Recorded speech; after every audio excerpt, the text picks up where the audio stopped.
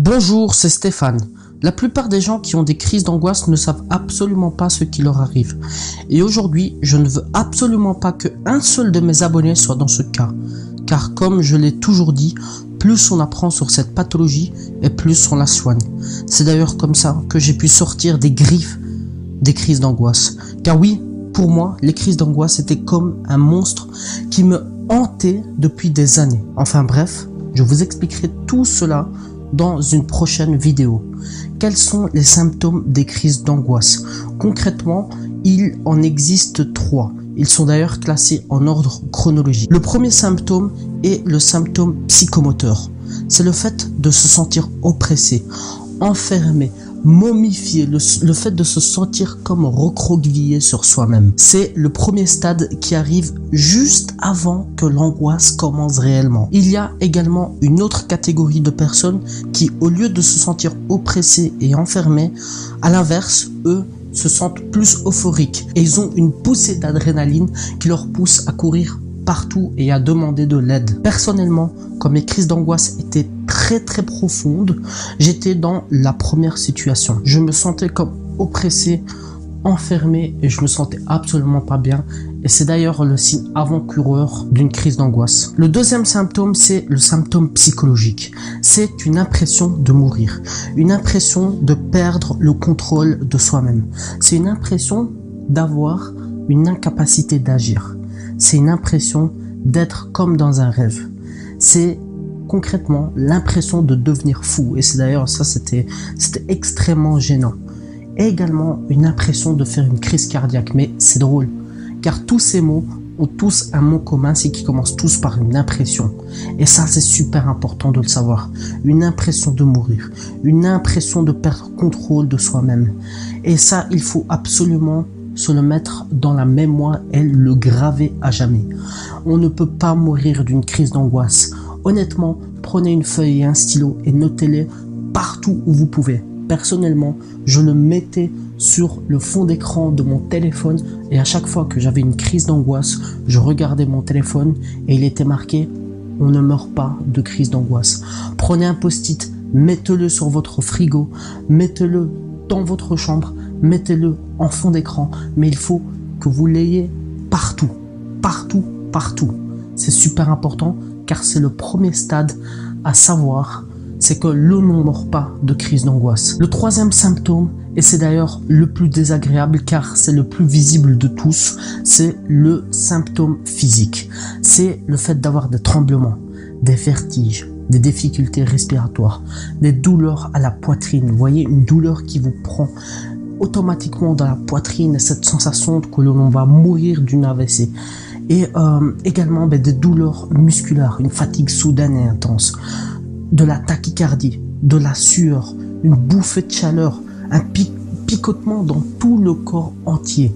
Et c'est d'ailleurs, comme je vous l'ai dit, c'est là où c'est le plus désagréable car c'est là où les personnes s'en rendent compte qu'une personne est en train de faire la crise d'angoisse. Et en attendant, c'est nous qu'on souffre de la crise d'angoisse. Personnellement, j'ai toujours remarqué que les personnes ne comprennent pas un peu ce que c'est une crise d'angoisse. Que vous soyez acteur ou spectateur, il est super important de savoir les symptômes d'une crise d'angoisse. En plus de ne jamais mourir d'une crise d'angoisse, il faut savoir une chose qui est super importante. C'est qu'aujourd'hui, ce n'est pas de notre faute, ce n'est pas de votre faute si vous souffrez des crises d'angoisse. Ce n'est absolument pas de votre faute. Je sais car j'étais exactement dans le même cas que vous il y a à peine 2 ans, mais on a beaucoup tendance à culpabiliser. C'est-à-dire à dire mais qu'est-ce que j'ai fait?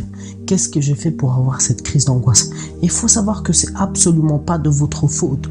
Donc arrêtez de culpabiliser et avancez. Avancez et faites en sorte de vous en sortir. Car oui, c'est possible de s'en sortir des crises d'angoisse. Je vais vous montrer juste après comment, mais c'est super important déjà de le savoir. Car oui, en plus du fait que ce n'est pas de votre faute, c'est que vous n'êtes pas tout seul. Il y a des millions de personnes dans le monde qui sont atteintes de crises d'angoisse. Donc il faut arrêter de culpabiliser, de dire pourquoi ça m'arrive, de subir la vie, d'être comme un canard dans une mare qui ne sait pas nager et qui lui manque une patte. Car non, les crises d'angoisse ne vont pas vous handicaper. Vous êtes une belle personne et cette belle personne doit conserver de sa personnalité. Et on doit absolument casser cette crise d'angoisse qui vient vous pourrir la vie. Je le sais car j'étais exactement dans le même cas que vous il y a à peine 2 ans. La sensation de porter des poids dans votre quotidien. Dès que la journée commence, vous avez une peur d'avoir peur. La peur d'avoir des crises d'angoisse. C'est un cercle vicieux. Et les cercles vicieux, on peut en sortir. Juste en bas, il y a un lien qui va vous guider sur un groupe privé. Un groupe privé que j'ai fondé pour aider les personnes qui sont atteintes de crises d'angoisse, comme je l'ai été auparavant il y a exactement 2 ans, à s'en sortir. À aider toutes les personnes qui sont dans ce groupe privé. Ce groupe est aujourd'hui pour moi l'une de mes plus grandes fiertés dans la vie. J'ai créé ce groupe pour aider des personnes qui sont en difficulté comme je l'ai été auparavant. Vous allez voir, les conditions pour y rentrer sont juste débiles. Les conditions sont débiles uniquement pour filtrer les tout venants qui regardent cette vidéo, les personnes qui ne sont atteintes de rien, qui sont juste là en train de manger des chips devant cette vidéo, et les personnes qui sont réellement atteintes de crise d'angoisse et qui veulent s'en sortir. Les personnes qui ont vraiment cette vocation de bouger. Ces personnes qui sont conscientes qu'ils ont des crises d'angoisse et que ça leur pourrit la vie, très bien, mais on va s'en sortir. Et si tu es cette personne, clique sur le lien qui est juste en bas. Ça va complètement changer votre vie. Dans le groupe privé, vous allez avoir chaque semaine un accompagnement, des exercices à faire, à appliquer, des choses à implémenter dans votre vie, dans votre quotidien pour aller beaucoup mieux avec les crises d'angoisse. Vous allez voir d'ailleurs des techniques qui vont complètement vous bluffer et qui seront tellement efficaces que vous allez même plus vous reconnaître d'ici 1 mois.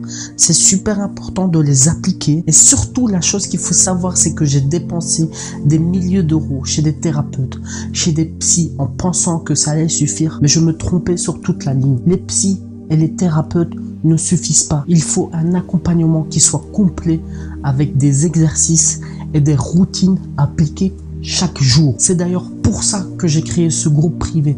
C'est vraiment ma plus grande fierté aujourd'hui. En tout cas, ça se passe en bas sur le lien qui est dans la description. Nous, on se retrouve tout de suite dans l'autre côté, dans le groupe privé. À tout de suite.